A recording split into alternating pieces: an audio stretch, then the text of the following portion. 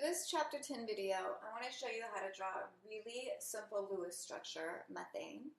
And one of the first things that you want to do is you want to see what group is every atom in, because it'll tell you how many valence electrons. When you draw Lewis structures, they are most commonly for nonmetals or metalloids because they like to show the sharing of electrons. Every now and then they'll do it for an ionic compound, but the ionic compounds don't share electrons. They actually take them.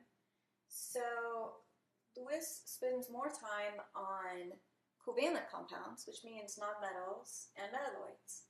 And if you look, carbon's in group 4, so it has 4 valence electrons. And hydrogen's in group 1, but there are 4 of them. So your total valence electrons for this structure of methane gas is 8. And just a reminder that methane is a common name. We don't say carbon tetrahydride, we say methane. It comes out of your stove, it comes out of your Bunsen burner. And so now when we're doing the Lewis structure, we are going to use a central atom. You can use carbon because you always use things that are in the middle groups. They can have the most bonds. If you have carbon in a compound, that will always be your central atom. There's also a tip here because there's only 1 of them, and there's 4 of the hydrogen. So because carbon's in group 4, you want to put the 4 valence electrons around it, like this, so that you can see where the bonds will form. So you usually, just out of convention, I start at the top and I go around clockwise, and you do not pair them unless you have to go around a second time.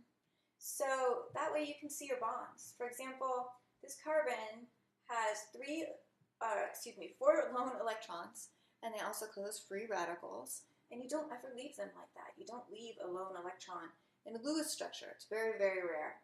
So now I can see where my hydrogens go.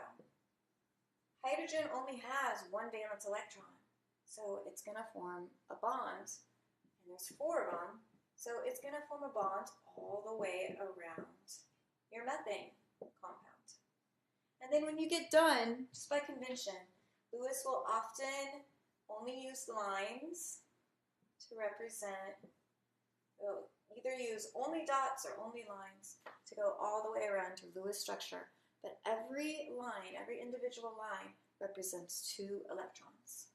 And so you can see, as we've drawn methane, that there are no electrons left by themselves. Everything has a pair, and if we count, 1, 2, 3, 4, 5, 6, 7, 8. Most atoms like to have 8 electrons around them, so carbon's happy, but we also did the 8 total for the whole molecule, and that matches. So we have done the proper structure. If they show you a structure and it's already drawn, figure out how many total valence electrons are in the structure and start counting your drawn structures to see if they match the total that you should have in your compound.